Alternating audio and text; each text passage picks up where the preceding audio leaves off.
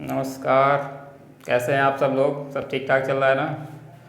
चलिए ठीक है। तो बच्चों, हम लोगों ने मेंस्ट्रुएशन की सारी क्लासेस जो है बहुत सफलतापूर्वक समाप्त की है। जो बच्चे वो वीडियो नहीं देखे हैं, पिछले वीडियो नहीं देखे हैं, तो वीडियो ज़रूर देख लें। बहुत ही इंपॉर्टेंट टॉपिक है वो, और बहुत ज़्यादा क्वेश्चन भी एग्जाम में पूछे जाते हैं और बच्चों को काफ़ी दिक्कतें भी होती हैं उनमें। तो हमने वो चैप्टर समाप्त करने के बाद बच्चों नेक्स्ट चैप्टर स्टार्ट किया है। चैप्टर नंबर 3 है बच्चों, ये हमारा 2 चर वाला रैखिक समीकरण। इसका एक वीडियो यानी पहला सेशन हमारा अपलोड हो चुका है यूट्यूब पे। तो जो बच्चे वो वीडियो अभी तक नहीं देखे तो जो उसको जाके ज़रूर देख लीजिए, क्योंकि उस पर सारी बेसिक चीज़ें जो है डिस्कस की गई हैं, और उसके आगे से जो भी बची हुई चीज़ें हैं तो इस वीडियो में बच्चों डिस्कस की जाएंगी। तो उसमें से एक्सरसाइज का जो है, पहले एक्सरसाइज का एक क्वेश्चन, पहला वाला क्वेश्चन हम लोगों ने किया था। तो इसमें बच्चों कुछ क्वेश्चन सॉल्व किए। इसको हमने आधा इसका सोल्यूशन निकाला था और थोड़ा जल्द कुछ काम की वजह से जाना पड़ा, तो जल्द वीडियो को बीच में रोकना पड़ा था बच्चों। तो इसका जो है कंप्लीट सोल्यूशन देख लेते हैं यार।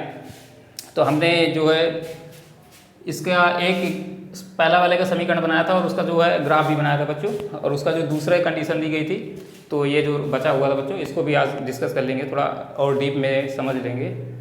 तो बच्चों ये कह रहा था हमारा, आफ्ताब अपनी पुत्री से कहता है कि 7 वर्ष पूर्व मैं तुमसे 7 गुनी आयु का था, अब से 3 वर्ष बाद मैं तुमसे केवल 3 गुनी आयु पर रह जाऊंगा।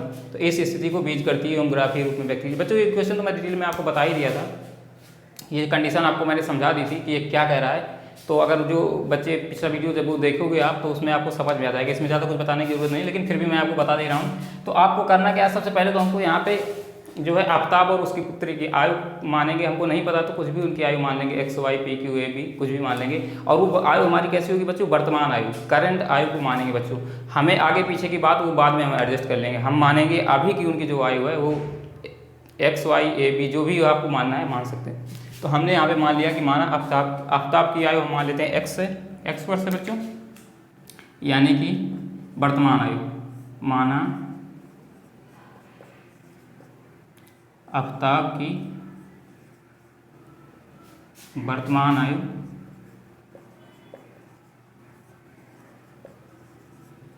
कितनी बच्चों? X वर्ष, और उसकी पुत्री की हमने मान ली बच्चों Y वर्ष। तो इसमें उसने एक कंडीशन दी थी बच्चों। क्या कंडीशन दी थी? कह रहा था कि 7 वर्ष पूर्व मैं तुमसे 7 गुनी आयु का था, आफ्ताब कह रहा है। तो 7 वर्ष पूर्व आफ्ताब की आयु कितनी हो जाएगी बच्चों? X माइनस 7 वर्ष, और उसकी पुत्री की आयु कितनी हो जाएगी? Y माइनस 7 वर्ष। क्यों?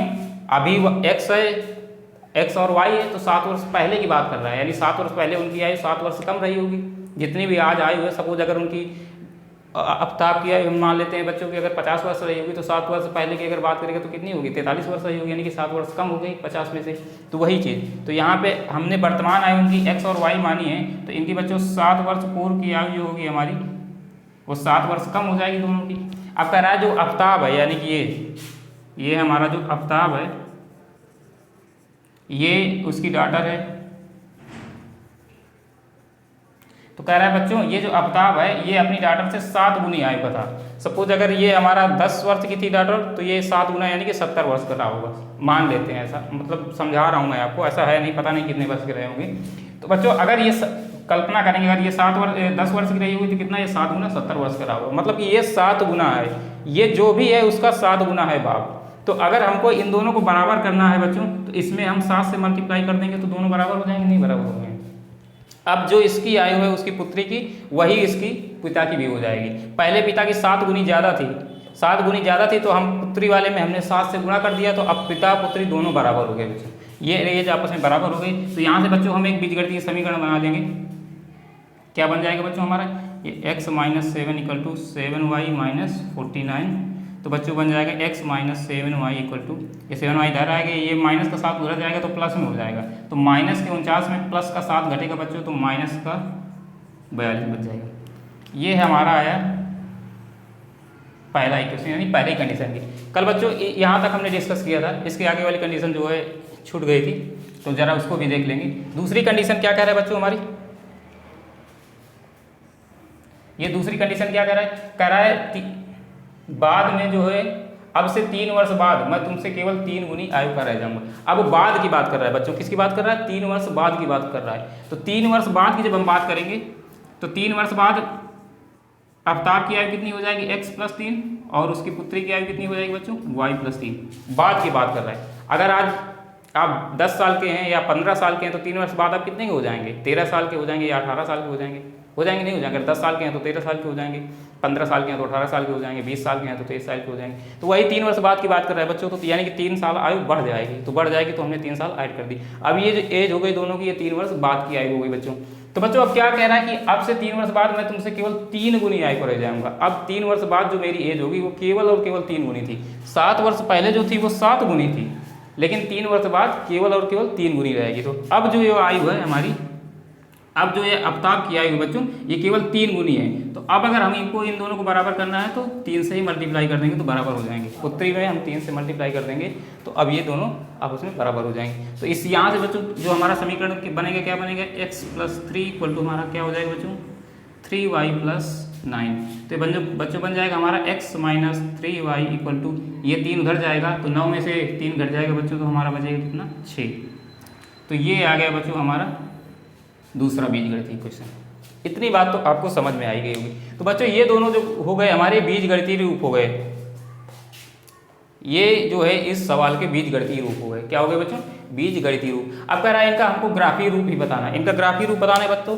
तो मतलब इनको हमको वही निर्देशांक ज्यामिति में जो बच्चों कार्तीय तल होता है उसमें जो है हमको इन रेखाओं की स्थिति बतानी है। ये एक्चुअली में हमारे क्या होते हैं बच्चों, रेखाओं के समीकरण होते हैं। 2 चर वाले जो है रैखिक समीकरण है हमारे, तो ये रेखाओं के समीकरण। तो ये रेखाएं हमको प्रदर्शित करनी है किसमें, उस ग्राफ पे जो हमारा कार्तीय तल होता है बच्चों, उस पे इनको प्रदर्शित करनी है। तो कैसे प्रदर्शित करनी मैंने आपको बताया था। हमको बस इन पे बिंदु x की आप कुछ भी वैल्यू रखेंगे इस समीकरण में, इन दोनों पे x की कुछ भी रखेंगे तो y की कुछ ना कुछ वैल्यू देगा। कुछ भी आप x y z कुछ भी वैल्यू रखेंगे तो y की कुछ ना कुछ वैल्यू जरूर देगा ही देगा आपको। तो वही 2-3 बिंदु आपको निकाल देने हैं, बस उन्हीं को आपस में मिला देना है, तो वो हमारे जो है ग्राफ आ जाएगा बच्चों। तो उसको भी डिस्कस कर लेते हैं, यहाँ पे देख लेते हैं। तो इसको साफ कर दे रहे हैं बच्चों। ये दोनों ग्राफी बीजगणितीय रूप तो आ ही गए, हमको पता चल ही गए।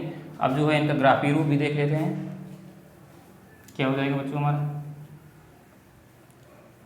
इनको जरा एक तरफ लिख लेते हैं। ये जो क्वेश्चंस आए हैं हमारे, x minus 7y equal to minus का 42 और दूसरा है हमारा x minus 3y equal to 6। ये 2 इक्वेशन आए हैं बच्चों हमारे। इन्हीं दोनों का हमको क्या बताना है बच्चों, ग्राफीय रूप बताना है। क्या बताना है, ग्राफीय रूप। यानी कि ये इस कार्तीय तल में जो है इन दोनों रेखाओं की स्थिति क्या है बच्चों, ये हमको बतानी है। इस कार्तीय तल में जो है इन दोनों रेखाओं की स्थिति क्या है, ये हमको बताना है। तो बच्चों मैंने बताया था आपको, ये होता है हमारा x अक्ष और ये होता है क्या, y अक्ष। तो बच्चों यहाँ पे मैंने बताया कि इनका जो सोल्यूशन निकालना है ग्राफ, अगर इनका रेखाओं का ग्राफ बनाना है तो हमको x की कुछ भी वैल्यू निकाल रखेंगे तो y की कुछ ना कुछ वैल्यू देगा। तो वही 2-3 बिंदु निकाल लेंगे। यहाँ पे जो हमारे बिंदु होते हैं x, y के रूप में ही लेके जाते हैं। तो वही मिनिमम 2 पॉइंट तो आपको चाहिए रेखा बनाने के लिए, 2 पॉइंट तो मिलाना पड़ेगा ही पड़ेगा बच्चों आपको। तो 2 बिंदु तो निकालने ही पड़ेंगे, आप 2 से ज़्यादा भी निकाल सकते हैं। तो बच्चों अगर मैं बात करूँ इसके पहले क्वेश्चन की, हमारा जो x minus 7y equal to minus का 42 दिया गया है। अगर इसकी बात करें, इसके लिए हम बनाएं, पहले क्वेश्चन के लिए हमने बना लिया ये डायग्राम।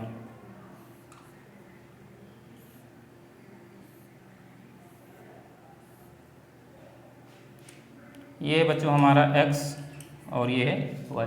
बच्चों अगर इस पे आप x की वैल्यू एक बार 0 रखिए, जब आप x की वैल्यू 0 रखेंगे तो ये टर्म पूरा 0 हो जाएगा हमारा। तो माइनस का 7y बराबर माइनस का 42, तो माइनस से माइनस कैंसिल हो जाएगा।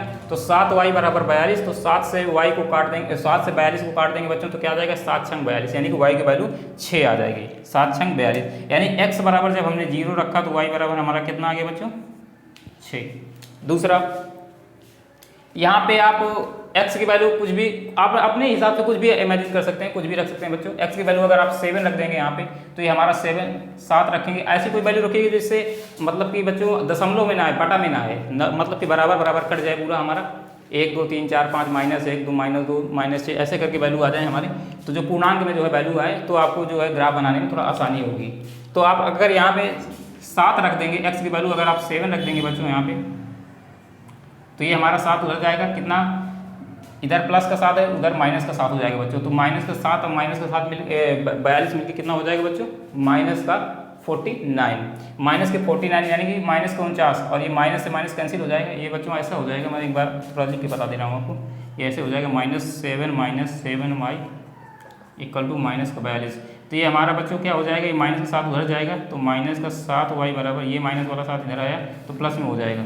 सॉरी ये यहाँ पे माइनस है ही नहीं है, प्लस में। तो बच्चे प्लस का 7 उधर जाएगा तो माइनस में हो जाएगा, तो कितना हो जाएगा? माइनस का 42 और माइनस का 7 ऐसे हो जाएगा, -42 -7। तो ये माइनस माइनस ऐड हो जाएगा बच्चों, कितना हो जाएगा? माइनस का 49, यानी कि माइनस का 7y इक्वल टू माइनस का 49। तो माइनस से माइनस कैंसिल हो जाएगा, तो y इक्वल टू हमारा कितना हो जाएगा? 7। तो अगर हम x की वैल्यू 7 रखेंगे बच्चों, तो हमारी y की वैल्यू भी क्या आ जाएगी? y की वैल्यू भी कितनी आ जाएगी बच्चों? 7 आ जाएगी। यानी x की वैल्यू हमने 7 रखी, तो y की वैल्यू भी हमारी कितनी आ गई? 7 आ गई। यहाँ तक किसी को कोई दिक्कत? आप कुछ भी वैल्यू रख सकते हैं, कोई दिक्कत नहीं है बच्चों। ये मिनिमम 2 पॉइंट आपको निकालने हैं, 2 बिंदु तो आपने निकाल ही लिए हैं। इसके आगे कुछ भी आप निकाल सकते हैं, 2 3 4 5 आपको आसानी की जितना मन करे उतने निकाल सकते हैं, लेकिन मिनिमम 2 बिंदु तो आपको जरूरी है। कुछ भी रख के, कुछ भी वैल्यू रख के आप निकाल सकते हैं।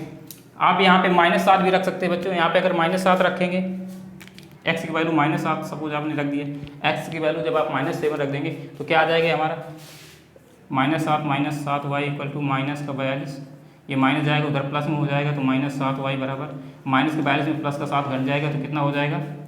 ये 35 हो जाएगा बच्चों माइनस का, और माइनस से माइनस कैंसिल हो जाएगा, 7 का 35। तो y की वैल्यू कितनी आ जाएगी हमारी बच्चों? 5। इतनी बात तो आपको समझ में आ ही गई होगी। तो बच्चों आप ऐसे करके कितनी भी वैल्यू निकाल सकते हैं, कितने भी पॉइंट निकाल सकते हैं, कोई दिक्कत नहीं, लेकिन मिनिमम हमको 2 पॉइंट निकालना जरूरी है। मिनिमम 2 पॉइंट निकालना जरूरी है, तभी हमारी लाइन जो है बन पाएगी, रेखा जो है तभी बन पाएगी, अदरवाइज रेखा नहीं बन पाएगी बच्चों। अगर एक ही बिंदु निकालेंगे तो हमारा पॉइंट ही रह जाएगा, बिंदु ही रह जाएगा बच्चों। वो हमारी जो है लाइन का ही क्वेश्चन नहीं देगा, रेखा के क्वेश्चन नहीं देगा। तो है ये हमने 3 पॉइंट निकाल लिए। अगर हम इनको इस रेखा का ग्राफ बनाना हो बच्चों, जिसका हमने निकाला है, ये जो हमने पहली वाली रेखा का, तो बच्चों जब हम इसका ग्राफ बनाने की कोशिश करेंगे बच्चों, इसका अगर हम डायग्राम बनाने की कोशिश करेंगे, तो हमको क्या करना है? इन पॉइंट को इस काटती तल में जो है दर्शा देना है, और जो पॉइंट दर्शा देंगे उन पॉइंट को आपस में मिला देंगे, तो वही हमारा ग्राफ तैयार हो जाएगा। कुछ भी नहीं, आप कितने भी बिंदु निकाल लीजिए, 2 4 10 12 जितना आपको मन करे, लेकिन मिनिमम 2 आपको निकालने ही पड़ेंगे। 2 बिंदु जब तक आप नहीं निकालेंगे तब तक आपका लाइन का इक्वेशन नहीं बनेगा। 2 बिंदु को जब आप मिलाएंगे तभी हमारी लाइन तैयार होती है बच्चों। तो 2 आपको निकालना कंपलसरी। तो ये हमारा क्या आ गया? हमने 3 बिंदु निकाल लिए आसानी से, जब ताकि आपको आसानी हो समझने में, इसलिए मैंने इस पर जो 3 निकाल के दिखा दिए हैं। तो अगर मैं सबसे पहला बिंदु हमारा x, y यानी कि 0, 6, अगर इसको दर्शाने की कोशिश करें बच्चों, इस डायग्राम पे सपोज हम मान लेते हैं, दर्शा देते हैं ये हमारा 1 2 3 4 5 6 7 8 9 10 11, 1 2 3 4 5 6 7 8, 1 2 3 4 5 6 7 8 9 10 11 12, 1 2 3 4 5 6 7 8 9 10। ये बच्चों मैंने बताया था आपको, ये जो हमारा होता है x अक्ष, x अक्ष जो होता है हमारा बच्चों, ये ऊपर की तरफ क्या देता है? पॉजिटिव देता है, और नीचे की तरफ क्या देता है बच्चों? निगेटिव। ये जो हमारा y अक्ष होता है, ये हमारा दाहिनी तरफ पॉजिटिव देता है, और इसके बाएं तरफ क्या होता है बच्चों? हमारा निगेटिव। ये आपको याद रखने में थोड़ा हो सकता है मुश्किल जो है करे, कि आप ये इसमें आप कंफ्यूज हो जाएं कि इधर पॉजिटिव इधर निगेटिव होता है। तो ये मैं आपको बता दे रहा हूँ, ये आपको 100% याद रखना है बच्चों। ये जो हमारा, जब हम x अक्ष की बात करें, पहले हम y अक्ष की बात कर लेते हैं, पहले हम y अक्ष की बात करेंगे। ये जो हमारा ऊर्ध्वाधर है, खड़ा हुआ है, कोई पोल खड़ा हुआ है बच्चों, तो इसको आप हमेशा ऐसे याद रख लेंगे, इसके दाहिनी तरफ जो है बच्चों, ये हमारा हमेशा पॉजिटिव होगा, और बाएं तरफ क्या होगा? निगेटिव। आप ऐसे मान लीजिए, कहते हैं ना कि जो दायां अंग होता है मनुष्य का, वो थोड़ा सा शुभ माना जाता है, जो बायां हिस्सा होता है उसको थोड़ा सा अशुभ माना जाता है। जैसे दाईं आँख फड़की तो कहते हैं कुछ अच्छा होगा, या बाईं आँख फड़की तो कहते हैं कुछ अमंगल होने वाला है, कुछ गड़बड़ होने वाला है। तो बच्चों आप ऐसे देख सकते हैं, ये हमारा जो दाहिना वाला सिरा है ये हमेशा पॉजिटिव होगा, वाई के अक्ष की जब बात करेंगे, और जब ये बायां वाला सिरा है बच्चों, ये हमारा क्या होगा? निगेटिव होगा। ऐसे आपको याद रखना है। फिर जब बात करेंगे एक्स अक्ष की, जब बात करेंगे एक्स अक्ष की, ये फ्लैट वाले अक्ष की, इसको कैसे पता करेंगे? इसमें बच्चों हमारा ऊपर वाला पॉजिटिव होता है और नीचे वाला निगेटिव। तो इसको आप ऐसे मान सकते हैं, कहते हैं कि जैसे हमारा जो व्यक्ति पॉजिटिव होते हैं, धनात्मक व्यक्ति होते हैं, वो थोड़ा ऊपर लेवल के होते हैं, यानी कि जो अच्छे व्यक्ति होते हैं, अच्छी सोच वाले होते हैं, धनात्मक सोच वाले होते हैं, पॉजिटिव सोच वाले होते हैं, वो ऊपर लेवल के होते हैं, और जो निगेटिव थिंक वाले होते हैं वो नीचे लेवल के होते हैं। ऐसे आपको याद रख लेना है। तो ये जो हमारा ऊपर वाला हिस्सा हो जाएगा, जब एक्स की बात करेंगे तो ऊपर वाला हिस्सा हमारा क्या हो जाएगा बच्चों, पॉजिटिव, और नीचे वाला हिस्सा क्या हो जाएगा हमारा, निगेटिव। ये बात आपको बहुत अच्छे से याद रखनी है, इसमें कोई कंफ्यूजन नहीं होना चाहिए। तो अगर इतनी बात आपको पता चल गई तो अब ये पॉइंट आप बहुत ईजिली जो है इस पर दर्शा सकते हैं, कोई भी दिक्कत नहीं होगी, आपको बहुत आसानी से आप दर्शा लेंगे। तो पहला पॉइंट जो हमने इसको अगर दर्शाने की कोशिश करेंगे बच्चों 0,6, 0 का मतलब x की वैल्यू 0 है हमारी और y की वैल्यू क्या है 6, तो x की वैल्यू 0 है तो हम सीधे यहाँ पे आ गई बच्चों। ये जो पॉइंट होता है हमारा मूल बिंदु, ये 0,0 होता है, ये वाला, यानी कि ये क्रॉस रोड, ये जो चौराहा होता है बच्चों, जो क्रॉस रोड होता है, ये दोनों अक्ष जहाँ पे इंटरसेक्ट करते हैं एक दूसरे को, ये हमारा 0,0 होता है। तो बच्चों यहाँ पे जब x की वैल्यू 0 कर दिया मतलब इधर से हम सीधे यहाँ पे आ गए, x की वैल्यू 0 हो गई, जो ये x वाला सिस्टम है वो तो सीधे यहाँ पे ले आए। अब बात कर रहा है y की वैल्यू 6 है, तो अब y पे हमको 6 स्टेप जाना है, y पे 1 2 3 4 5 6, यानी कि ये वाला कदम, ये पॉइंट हमको मिल गया। तो बच्चों ये पॉइंट हमको मिल गया 0,6। यहाँ तक किसी को कोई दिक्कत नहीं होनी चाहिए बच्चों, ये बहुत इजीली आपको समझ में आ गया होगा। नेक्स्ट जो चीज़ है बच्चों, क्या कह रहा है हमारा दूसरा, कह रहा है 7,7, 7,7, मतलब कि दोनों x भी साथ है और y भी साथ है, दोनों धनात्मक है, मतलब कि इधर x ये हमारा धनात्मक हो गया और y ये ऊपर की तरफ, मतलब यहाँ पे होगा पॉइंट हमारा 7,7, 1 2 3 4 5 6 7, ये मतलब इसके ऊपर जाएगा कहीं पे ऐसे, और इस पे 1 2 3 4 5 6 7, ये मतलब इसके सामने जाएगा। तो बच्चों ये पॉइंट जो होगा हमारा कहीं यहाँ पे होगा, क्या होगा 7,7। ये बात आपको समझ में आ रही होगी, उम्मीद करता हूँ बच्चों। नेक्स्ट ये जो इसमें आ रही है बच्चों, कह रहा है कि -7,5, यानी कि x की वैल्यू कैसे बता रहा है बच्चों, निगेटिव बता रहा है। x की वैल्यू हमारी क्या बता रहा है, निगेटिव, यानी कि हमको कहाँ पे जाना है, कहाँ पे जाना है, x एक्सिस पे नीचे की तरफ जाना है। निगेटिव माइनस की बात कर रहा है तो x एक्सिस पे कहाँ पे जाएंगे बच्चों, नीचे की तरफ जाएंगे। तो क्या हो जाएगा हमारा 1 2 3 4 5 6 7, ये बच्चों हो जाएगा हमारा क्या -7। और दूसरी क्या बात कर रहा है, y की वैल्यू कितनी हो जाएगी बच्चों हमारा, सॉरी ये तो y एक्सिस की वैल्यू, x की वैल्यू बात कर रहे हैं तो x की भी निगेटिव क्या हो जाएगा बच्चों हमारा, ये वाला x की वैल्यू हमारी क्या हो जाएगी, निगेटिव, बाएं की तरफ होती है। x जो हमारा बाएं तरफ निगेटिव होता है, सॉरी मैंने कुछ उल्टा बोल दिया लग रहा है आपको, चलिए मैं एक बार फिर से बता दे रहा हूँ। x जो है हमारा वो बाएं तरफ निगेटिव होता है और y जो होता है हमारा नीचे की तरफ जो है निगेटिव होता है। तो मैंने कुछ गलत बोल दिया है क्या बच्चों, यहाँ पे आपके -7 जो है x की बात कर रहा है, x अक्ष मैंने अभी बताया आपको कि ये जो हमारा बाएं तरफ होता है x, ये निगेटिव होता है और जो y वो हमारा नीचे निगेटिव होता है। तो यहाँ पे -7 x का जो है निगेटिव बता रहा है, तो x अगर निगेटिव बता रहा है मतलब x में हमको कहाँ पे जाना पड़ेगा, बाईं तरफ जाना पड़ेगा, और y हमारा पॉजिटिव हो तो y मतलब ऊपर ही रहना पड़ेगा। तो ये हमारा जब बाईं तरफ जो है आएंगे x में कितना 7, 1 2 3 4 5 6 7, मतलब बच्चों ये पॉइंट हमारा 1 2 3 4 5 6 7, ये वाला जो पॉइंट हो जाएगा बच्चों ये हमारा -7 हो गया, ये यहाँ पे -7 है। और y एक्सिस पे हमको कितना जाना है बच्चों 5, y पे कितना जाना है 5 कदम, वो भी पॉजिटिव की ओर, धनात्मक की ओर, 1 2 3 4 5, मतलब ये वाला हो गया बच्चों हमारा। तो 7 पे ये हमारा y एक्स हो गया और ये x पे ये 7 के सामने, तो ये बच्चों ये जो पॉइंट होगा हमारा ये कौन सा हो जाएगा, -7,5। ये बात आपको अब एक चीज़ और बच्चों ये आपको हमेशा याद रखनी कि ये जो पॉइंट निर्देशित करना है, जो अंकित करना है, ये हमेशा x, y के रूप में ये आपको लिखना है, कभी भी y, x के रूप में नहीं लिखना। हमेशा जो वैल्यू x की पहले लिखी जाएगी और बाद में y की लिखी जाएगी, चाहे वो पॉजिटिव हो या निगेटिव हो, ये आपको हमेशा याद रखना है। तो बच्चों ये 3 पॉइंट हमने यहाँ पे दर्शा दिए। अगर मैं बात करूँ कि ये लाइन हमारी, अगर मैं बात करूँ इसका ग्राफ बनाने की, तो ये पॉइंट बिंदु तो हमको पता ही चल गया बच्चों। इसको मैं थोड़ा सा साफ कर दे रहा हूँ, इनका कोई मतलब नहीं है, केवल बताने के लिए मैंने आपको खींच दिया था।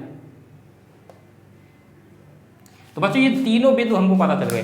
अगर मैं इनका ग्राफ बनाने की कोशिश करूंगा तो क्या करना है, आप चाहते तो 2 ही बिंदु से इनको दोनों को मिला देते, आपका ग्राफ तैयार था। लेकिन आप समझने के लिए हमने 3 बिंदु ले, आप 3 10 12 15 जितना मन करे आपका बिंदु ले लीजिए, उसमें आपका केवल टाइम वेस्ट होगा, कोई दिक्कत नहीं है। लेकिन आपको नहीं समझ में आ रहा है तो आप कोशिश करेंगे ज़्यादा से ज़्यादा पहले जो है समझने की, तो 3-4 पॉइंट जो है निकालेंगे, उसके बाद बनाएंगे। तो बच्चों इन तीनों पॉइंट को आप मिला देंगे और आपका क्या बन जाएगा, डायग्राम जो है तैयार, इसका ग्राफ तैयार हो जाएगा। इन तीनों बिंदुओं को जब मैं मिलाने की कोशिश करूँगा बच्चों, ये ऐसे आपको मिला देंगे। तो ये जो बच्चों रेखा का सभी, ये जो रेखा दिख रही है ना, ये इस रेखा का इक्वेशन है बच्चों। ये हमारा इस रेखा का, ये जो रैखिक समीकरण है ना बच्चों, ये एक्चुअल में रेखा का ही समीकरण है। और रेखा क्या है बच्चों हमारी, ये है। रेखा क्या है हमारी, ये है। ये खींचने में थोड़ा सा टेढ़ी मेरी हुई है, एक्चुअली में ये सीधी है, ये आपको इसको मान के चलना है थोड़ा सीधी है, क्योंकि मेरी आर्ट थोड़ी गंदी है, इसलिए मैं लाइन जो है सीधी नहीं ड्रा कर पाता हूँ। तो बच्चों ये आपको मान के चलना है कि ये लाइन हमारी सीधी है। तो ये चीज़ तो आपको समझ में आ गई होगी बहुत अच्छे से, उम्मीद करता हूँ। अगर बात करें इसकी, तो मुझे पता नहीं क्यों ऐसा लग रहा है कि आप बहुत जल्दी जो है इसका सलूशन अपने आप से निकाल सकते हैं, ऐसा मुझे फील हो रहा है। क्या आपको भी लग रहा है? बिल्कुल लग रहा होगा, अगर आप मेरी वीडियो देख रहे हैं तो पक्का। तो बच्चों ये इसका अगर आप इक्वेशन डायग्राम बनाने की कोशिश करेंगे तो क्या करेंगे, फिर से आपको वही सारा वही नाटक करना है। फिर से कौन सा नाटक? ये वाला बच्चों वाला नाटक जो है, इसको फिर से आप डायग्राम बनाएंगे। बड़ा मज़ा आता है इसको डायग्राम बनाने में, ऐसे खेलने में। बचपन में तो बहुत खेले हैं, अच्छा खासा टाइम वेस्ट होता था। तो बच्चों क्या हो जाएगा हमारा, एक्स और वाई। अब आप जो मन करे आपका वैल्यू रखिए, एक्स की वाई की। एक्स की जो भी कुछ भी वैल्यू रखेंगे तो वो कुछ ना कुछ वाई की देगा, या वाई की कुछ ना कुछ वैल्यू रखेंगे तो वो आपको कुछ ना कुछ एक्स की वैल्यू देगा। तो वही जो वैल्यू आएंगी, बिंदु आएंगे, आप अगर आपको जल्दी है, जल्दी में निकालना है, तो आप केवल 2 बिंदु निकाल लीजिए, बस आपका लाइन का काम हो जाएगा, जो है ग्राफ बन जाएगा बच्चों। तो क्या करेंगे, आप कुछ भी जल्दी जल्दी कर लीजिए। इसको क्या करना है, आप एक बार सबसे पहले एक्स की वैल्यू 0 ले लीजिए। एक्स की वैल्यू आप 0 ले लेंगे तो वाई की वैल्यू कितनी आ जाएगी बच्चों, ये यहाँ पे देखिए एक्स की वैल्यू जब आप 0 रखेंगे तो ये टर्म तो 0 हो जाएगा आपका, ये टर्म 0 हो जाएगा। क्या बचेगा, माइनस का 3y बराबर 6। ध्यान से समझिएगा इसको, ये वाला हमारा इसका है। जब आप x की वैल्यू 0 रखेंगे बच्चों तो क्या आ जाएगा, ये टर्म 0 हो जाएगा हमारा। माइनस का 3y बराबर क्या हो जाएगा बच्चों, 6। तो माइनस के 3 से जब इसको 6 को काटेंगे तो 3 दूना 6 होता है, यानी कि y की वैल्यू माइनस की 2 आएगी बच्चों, क्योंकि माइनस y बराबर 2 आएगा तो y बराबर माइनस 2 आ जाएगा। तो x की वैल्यू जब हम 0 रखेंगे तो y की वैल्यू कितनी आई बच्चों, माइनस 2। यहाँ तक किसी को कोई कंफ्यूजन नहीं होना चाहिए, ये बिल्कुल क्लियर है चीज़ें। दूसरी जब बात करेंगे बच्चों, कोई भी ऐसी वैल्यू, सपोज हम x की वैल्यू 3 ले लेते हैं, हमने x की वैल्यू क्या ले ली बच्चों, 3। तो ये जब x यहाँ पे 3 है, इधर जाएगा, इसमें घट जाएगा जाके 6 में, तो क्या बचेगा, y की वैल्यू कितनी हो जाएगी, ये इधर क्या बचेगा, 6 में से 3 घट जाएगा, 3 बचेगा। तो माइनस का 3y बराबर कितना हो जाएगा, 3। तो 3 से 3 कैंसिल हो जाएगा, माइनस y बराबर 1, तो y बराबर माइनस 1। यानी कि बच्चों जब हमने x की वैल्यू ले ली 3 तो y की वैल्यू कितनी आ गई हमारी, माइनस 1। ये बात आपको समझ में आ रही है, कुछ भी आप वैल्यू ले लीजिए, आपको जो मन करे वैल्यू लीजिए, लेकिन आसानी तब होगी जब हमारी जो एक्स वाई की वैल्यू आप क्या बोलते हैं पूर्णांक में रखें, यानी 1 2 3 4 5 या माइनस 1 2 3 4 5 ऐसे करके आए, ना कि 1/2 3.5 6.5। अगर ऐसे आएंगे तो आपको थोड़ी सी दिक्कत होगी डायग्राम बनाने में, हालांकि उसमें कोई बहुत बड़ी बात नहीं है, लेकिन आप अभी थोड़ा शुरुआत कर रहे हैं ना, तो दिक्कत हो जाएगी आपको। तो आप कोशिश करिए कि ऐसी वैल्यू लीजिए जो पूरी कट जाएँ, यानी कि पूर्णांक में हमारा आंसर है। तो हमको ज़्यादा आगे जाने की जरूरत नहीं है, हमने 2 जो है पॉइंट निकाल लिए हैं, हम इसी से अपना काम चला लेंगे। अगर आपका मन कर रहा है तो आप और निकाल लीजिएगा, कोई दिक्कत वाली बात नहीं, जो मन करे आप वैल्यू पुट करके जो है इसका डायग्राम बना सकते हैं। सारी वैल्यू सेटिस्फाई करेंगे। अगर आप कुछ भी एक्स की वैल्यू रखेंगे तो कुछ ना कुछ वाई की वैल्यू देगा ही देगा, वो तो उसका काम है, क्योंकि हमारा लीनियर इक्वेशन है। तो आप जितना मर्जी करिए, रखते रहिए और निकालते रहिए। तो बच्चों हमारा क्या पहला पॉइंट आ गया हमारा 0, -2। अगर मैं इसका डायग्राम बनाने की कोशिश करूँ 0, -2, यानी x की वैल्यू तो हमारी 0 है, x तो हम सीधे 0 पे पहुंच गए, और y की वैल्यू -2। y हमारा जब माइनस की बात करेंगे तो सीधे नीचे पहुंच जाएंगे। y हमारा ऊपर तो पॉजिटिव होता है, लेकिन जो कमीने लोग होते हैं ना, नकारात्मक निगेटिव लोग होते हैं, वो नीचे रहते हैं y की जब बात करते हैं। और जब x की बात करते हैं तो x में हमारा दाहिनी तरफ जो दाहिना भाग है हमारा वो अच्छा होता है, पॉजिटिव होता है, और जो बायां भाग है वो जो है थोड़ा गंदा टाइप का होता है, निगेटिव होता है। तो बच्चों क्या हो गया हमारा 0, 2। पहला पॉइंट हमारा क्या है 0, 2, यानी x की वैल्यू 0 और y की वैल्यू -2 नहीं सॉरी -2 है यहाँ पे। तो y की वैल्यू हमारी -2 यानी कि नीचे की तरफ आना पड़ेगा। तो ये है बच्चों हमारा -2 और ये हो गया 0। तो ये जो बिंदु हो जाएगा हमारा बच्चों क्या हो जाएगा 0, -2, ये वाला जो बिंदु होगा, ये पॉइंट हमारा हो गया 0, -2। तो बच्चों दूसरा पॉइंट हमारा क्या 3, 1, यानी x की वैल्यू 3, -1, x की वैल्यू 3 और y की वैल्यू -1। x की वैल्यू कितनी है बच्चों 3, यानी कि 1 2 3 प्लस का 3 है बच्चों, तो ये हो गया हमारा, ये हो गया 3, और y की वैल्यू कितनी है -1, यानी कि नीचे की तरफ ही आना है। तो इसके सामने और ये 1 के सामने पहुंच जाना हमको, यहाँ पे पहुंच गए। ये हमारा पॉइंट क्या हो गया बच्चों 3, -1, क्या हो जाएगा 3, -1, ये जो बिंदु आया बच्चों। तो अगर इन दोनों रेखाओं को आप मिलाने की कोशिश करेंगे, अब मैं ज़रा इसको मिटा देता हूँ, ये फालतू वाली चीज़ें जो भी हैं मैंने इनको मिटा दिया। तो बच्चों जब इन दोनों बिंदुओं को आप मिला देंगे तो ये हमारा जो ये कुछ इस तरीके से रेखा चली जाएगी बच्चों, ये इस तरीके से रेखा चली जाएगी। कुछ और भी बिंदु आप निकाल सकते हैं थोड़ा आसानी के लिए, अगर आपको और थोड़ा अच्छे से लगा रहा है कि 2 3 4 बिंदु निकाल लेंगे तो आपको थोड़ा और जो है डायग्राम बनाने में थोड़ी सी आसानी हो जाएगी। हालांकि आपको कोई दिक्कत की बात नहीं, इतने से अगर आप बना दे रहे हैं तो कोई दिक्कत नहीं बच्चों। तो ये हमारा इन दोनों बिंदुओं को जब आप मिला देंगे तो यह एक लाइन का इक्वेशन तैयार हो जाएगा। तो ये हो जाएगा हमारा ग्राफ, यानी कि क्या बोलते हैं इसमें जो पूछा गया है ग्राफी रूप। तो ये इक्वेशन के क्या हो गया बच्चों, ग्राफी रूप हो गया। और ये दोनों इक्वेशन क्या हो गए हमारे, बीजगणितीय रूप हो गए। और यही बस इस चैप्टर में कुछ खास नहीं। इसके बाद हमारा जो इन इक्वेशंस को जो है सॉल्व करने के तरीके हैं 2 3 तरीके, तो उनको समझना है बस, बाकी कुछ खास है नहीं इस चैप्टर में। तो चलिए देखते हैं आगे का जो है क्या सीन है इसमें। तो बच्चों नेक्स्ट जो चीज़ है इसमें क्वेश्चन नंबर दूसरा है, इसी एक्सरसाइज का क्वेश्चन नंबर दूसरा है, सेम उसी पे बेस्ड है, इसमें कुछ नया नहीं, वही चीज़ है। कह रहा है क्रिकेट टीम के एक कोच ने 3900 रुपये में 3 बल्ले तथा 6 गेंदें खरीदी। जो है कोच ने 6 गेंदें और 3 बल्ले, 6 गेंदें और 3 बल्ले उसने जो 39 रुपये में खरीद ली। ये पहली कंडीशन बता रहा है बच्चों, ध्यान से समझना। पहली कंडीशन उसने बताया कि 6 गेंदें 3 बल्ले और 6 गेंदें 39 रुपये में खरीदी। फिर एक और कंडीशन कह रहा है कि बाद में उसने एक और बल्ला तथा उसी प्रकार की 3 गेंदें, उसके बाद में जो है 1 बल्ला और 3 गेंदें वो खरीदा है कितने में, 1300 रुपये में। 2 कंडीशन उसने दे दी, 2 कंडीशन दे दी, इसका मतलब 2 इक्वेशन हमारे तैयार हो जाएंगे। जैसे पिछले वाले क्वेश्चन में उसने एज वाला 2 कंडीशन दे दी थी, एक में 7 गुना, एक में 3 गुना, तो उसमें से 2 इक्वेशन हमारे तैयार हो गए थे। या वैसे इसमें भी बच्चों, तो अगर आप इसको ध्यान से 2 3 बार समझेंगे, 2 3 बार पढ़ेंगे तो आपको क्वेश्चन बिल्कुल दिमाग में आ जाएगा, इसका सोल्यूशन समझ में आ जाएगा क्या कह रहा है। क्रिकेट टीम के एक कोच ने 39 रुपये में 3 बल्ले तथा 6 गेंदें, 3 बल्ले प्लस 3 बल्लों की कीमत प्लस 6 गेंदों की कीमत बराबर कितनी हो जाएगी हमारी, 3900 रुपये की। 3 बल्लों की कीमत प्लस 6 गेंदों की कीमत इक्वल टू हमारा क्या हो जाएगा, 3900, 3900। फिर ये पहली कंडीशन हो गई। फिर दूसरी कंडीशन में क्या कह रहा है, बाद में उसने 1 बल्ला और 3 गेंदें, 1 बल्ले की कीमत प्लस 3 गेंदों की कीमत, ये बराबर कितना हो जाएगा हमारा 1300, यानी कि 1300 रुपये की। ये दूसरी कंडीशन होगी। बस यही 2 कंडीशन दी गई हैं और इन्हीं पे हमको क्या कर देना है कि बीजगणितीय रूप बता देना और ज्यामितीय रूप बता देना, वही चीज़, यानी कि इक्वेशन के रूप में बना देंगे तो हमारा बीजगणितीय रूप हो जाएगा बच्चों। और जैसे डायग्राम हमने इसका ग्राफ बनाया था तो वो हमारा क्या हो जाएगा, ज्यामितीय रूप हो जाएगा। तो क्या करेंगे बच्चों इसमें, सबसे पहले हमको क्या करना है कि हमको बल्ले की और गेंद की कीमत नहीं पता है। एक्चुअल में एक बल्ले की क्या कीमत है, एक गेंद की क्या कीमत है, हमको कोई आइडिया नहीं है इस बारे में। तो क्या करेंगे, जब भी मैथ्स में यही तो फ्रीडम है, जो चीज़ हमको नहीं पता है हम उसको सपोज कर लेते हैं, कोई दिक्कत नहीं।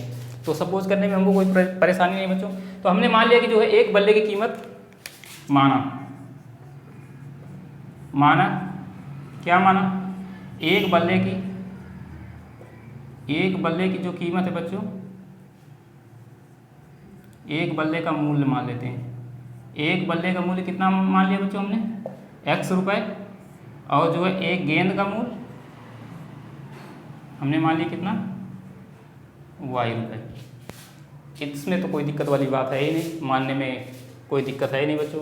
तो इसमें पहली कंडीशन उसने क्या दी दिया कि 3 बल्ले और 6 गेंदें, एक बल्ले का मूल्य x रुपये है तो 3 बल्लों का मूल्य कितना हो जाएगा बच्चों, 3x हो जाएगा। इसमें कोई दिक्कत की बात है। अगर एक बल्ले का मूल्य 10 रुपये है तो 3 का कितना हो जाएगा, 30 रुपये हो जाएगा। तो यहाँ पे एक बल्ले का मूल्य x रुपये है तो 3 बल्लों का कितना हो गया बच्चों, 3x हो गया। प्लस 6 गेंदें ले रहा है, एक गेंद y रुपये की मिल रही है तो 6 गेंदें कितने की मिलेगी बच्चों, 6y की। और टोटल जो है कितने के मिल रहे हैं, 3900 रुपये की। सब मिला के जो है इनका रेट कितना उसने अदा किया, पैसा 3900। तो ये हमारा ये आ गई पहली इक्वेशन। दूसरी कंडीशन में क्या कर रहा है कि एक बल्ला और 3 गेंदें, यानी कि बल्ला तो हमारा एक ही है, एक बल्ले का मूल्य x ही है और 3 गेंदों का मूल्य 3y। ये कितना हुआ है हमारा, इसके लिए उसने कितना दिया, 1300 रुपये। तो ये आ गई हमारी क्या बच्चों, दूसरी कंडीशन। यहाँ तक किसी को कोई दिक्कत होनी भी नहीं चाहिए बच्चों, दिक्कत वाली कोई बात ही नहीं है। तो ये बच्चों आ गया हमारा क्या, बीजगणितीय रूप। अब इसका जो है ग्राफीय रूप यानी ज्यामितीय रूप बनाना है, तो उसके लिए क्या करना पड़ेगा, फिर से हम वही जो है खेल खेलेंगे, एक्स अक्ष और ये हमारा वाई अक्ष। इनमें से जो है एक्स और वाई की कुछ वैल्यू पुट करके देख लेंगे। एक्स की कुछ वैल्यू पुट करेंगे तो वाई की वैल्यू कुछ ना कुछ अपने आप दे देगा। इसके लिए एक डायग्राम बना देते हैं और अपना खेल शुरू कर देते हैं खेलना। और इसके लिए भी एक डायग्राम बना देंगे, उसमें भी जो है खेल शुरू कर देंगे खेलना। एक्स वाई कोई दिक्कत वाली बात नहीं, बस कुछ ना कुछ आप वैल्यू रखिए, ये कुछ ना कुछ एक्स की कुछ ना कुछ आप वैल्यू रखेंगे तो वाई की कुछ ना कुछ वैल्यू दे ही देगा। बच्चों हम सबसे पहले शुरुआत वही से करते हैं, एक्स की वैल्यू हम क्या रख देते हैं 0। हमने एक्स की वैल्यू 0 रखा तो हमारा ये टर्म तो 0 हो गया। 6y बराबर हमारा 3900, 6y बराबर कितना हो गया बच्चों हमारा 39 हो गया। तो y की वैल्यू हमारी कितनी आएगी यहाँ से 6y बराबर 3900, 6y बराबर 3900। इसको जब 6 इधर बटे में जाएगा ऐसे आ जाएगा, यहाँ से हटाएंगे तो ये बटे में यहाँ से ऐसे 6 आ जाएगा, 6 से काटेंगे इसको कितना हो जाएगा 6 छंग 36, कितना बचा हमारा 3 यानी कि 30 हो गया, 6 पंचे 30 और एक 0, कितना आ गया बच्चों 650। तो ये हमारी जब हमने x की वैल्यू 0 रखी तो y की वैल्यू कितनी आ गई बच्चों हमारी 650। x की वैल्यू हमने 0 रखी तो y की वैल्यू कितनी आ गई 650। ये वैल्यू काफ़ी बड़ी आ रही। आप इसको ऐसे नहीं डॉट करेंगे, डायरेक्ट पॉइंट मान लेंगे कि ये हमारा कहीं पे ये इस तरीके पॉइंट होगा, वो बताऊंगा मैं आपको कैसे। दूसरी वैल्यू जब आप यहाँ पे कुछ भी x की वैल्यू हमने 0 रखी तो y की वैल्यू क्या आ गई हमारी ये आ गई बच्चों। अगर आप इसको इस चीज़ से बचना चाहते हैं तो आप यहाँ पे कुछ ऐसी वैल्यू मान लीजिए, x की कुछ बड़ी वैल्यू मान लीजिए ताकि y की जो है ये वैल्यू कुछ कम हो जाए, कुछ कम हो जाएगी। तो अगर आप उसको जैसे आप मैं बता रहा हूँ आपको, अगर आप यहाँ पे मान लीजिए सपोज x की वैल्यू आप मान लीजिए 3000 मान लीजिए या 1000 मान लीजिए x की वैल्यू आप, तो भी एक बात वही हो जाएगी बच्चों, कोई दिक्कत वाली एक ना एक वैल्यू तो बड़ी हो ही जाएगी। तो इससे आपका कुछ हल निकलने वाला वैसे है नहीं मुझे लग रहा है। तो चलिए कुछ ऐसे मान लेते हैं कि थोड़े सा कम हो जाए, जो x की वैल्यू अगर आप 100 मान लेंगे तो ये 300 हो जाएगा, वहाँ से 36, कोई दिक्कत की बात नहीं बच्चों, लगभग उतना ही बढ़ा जा रहा है। तो हमको कोई परेशानी नहीं, हम पॉइंट मान के जो है उसको डायग्राम बना देंगे, मैं आपको बताऊंगा कैसे। हमने यहाँ पे एक बार x की वैल्यू 0 रखी तो y की वैल्यू 650 आई। अब इसको अगर x की वैल्यू हम सपोज मान लेते हैं 100 रख देते हैं, x की वैल्यू हम क्या रख देंगे, हमने x की वैल्यू 100 रख दी तो ये कितना हो जाएगा 300 यानी 300।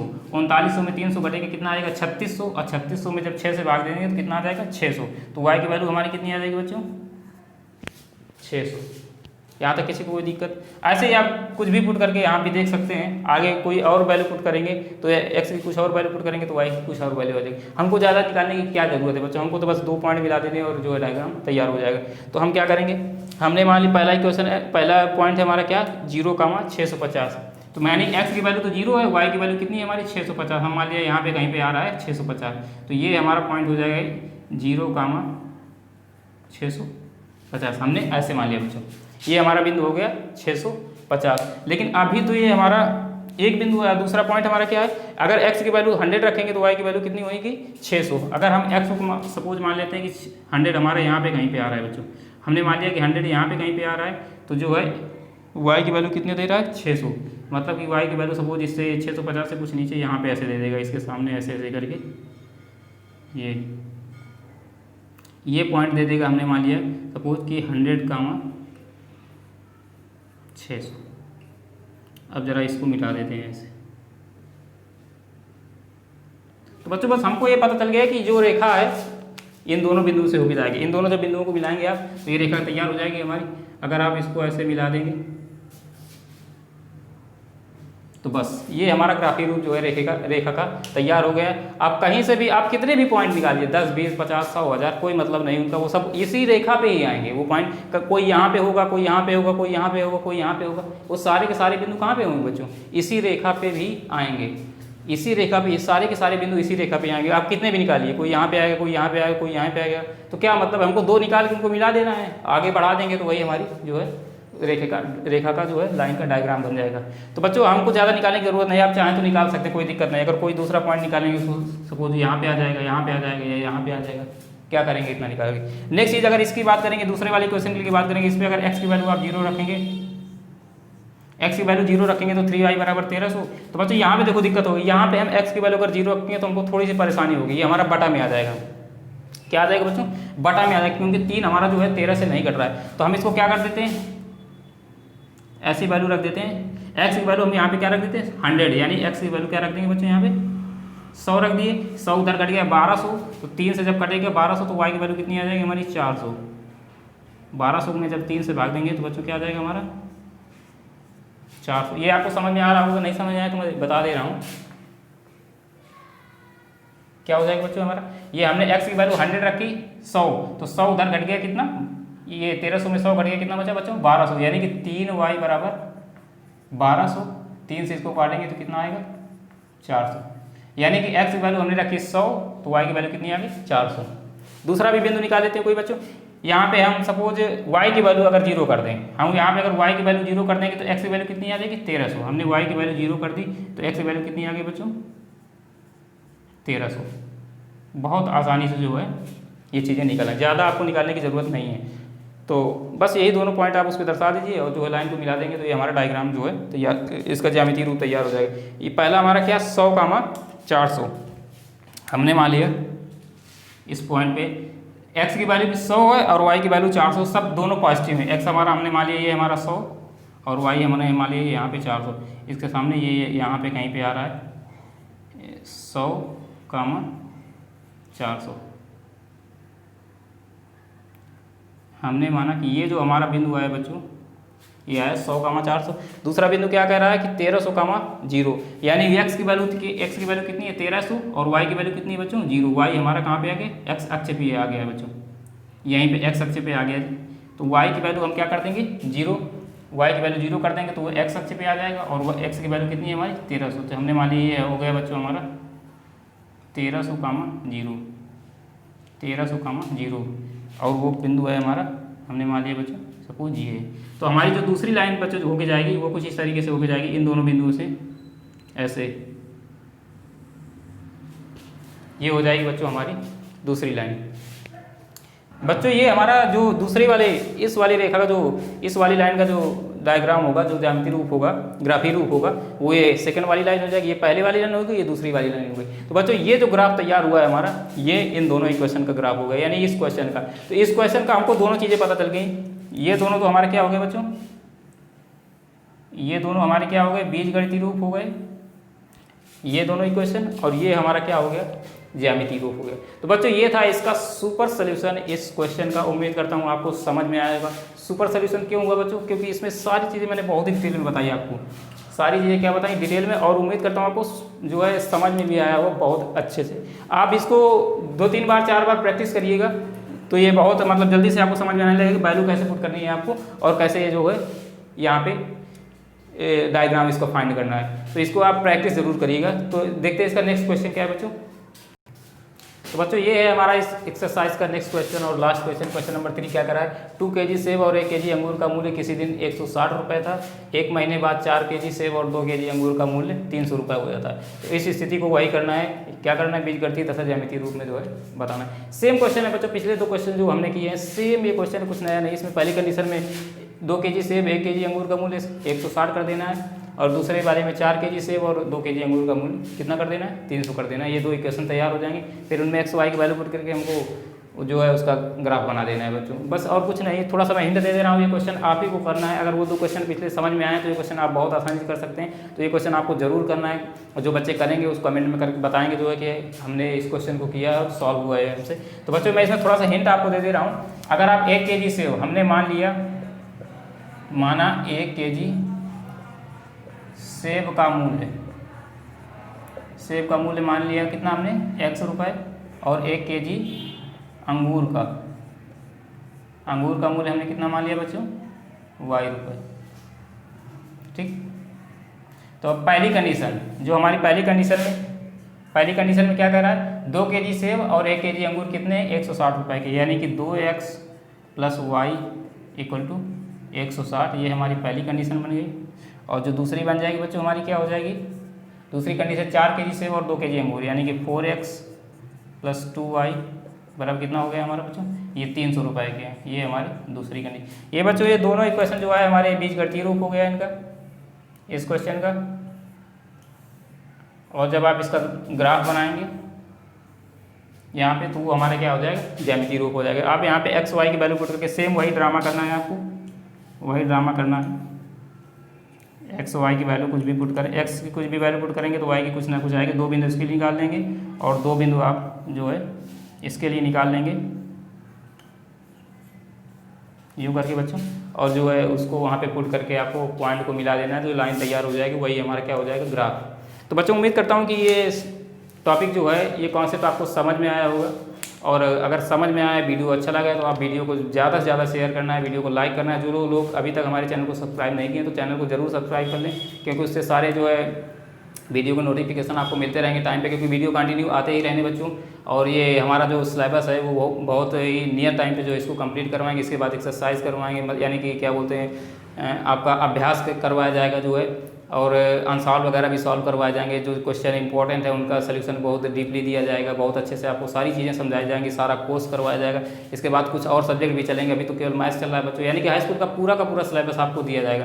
तो ये आप ज़्यादा से ज़्यादा करिए कि बच्चों को, मतलब उन बच्चों तक जरूर पहुँचाइए, वीडियो को ज़्यादा से ज़्यादा आपको शेयर करना है, ये काम आपका है। हमारी मेहनत के बदले हमको सिर्फ इतना ही आपको देना है बच्चों, क्या देना है कि वीडियो को ज़्यादा से ज़्यादा शेयर करके बच्चों तक पहुंचाना है, वो 10th क्लास के बच्चों तक।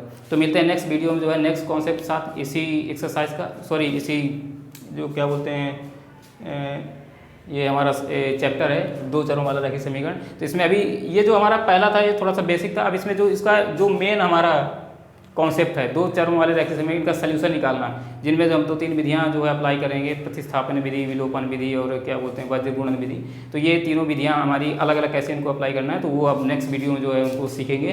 तो अभी इस वीडियो में इतना ही, तो मिलते हैं नेक्स्ट वीडियो में बच्चों।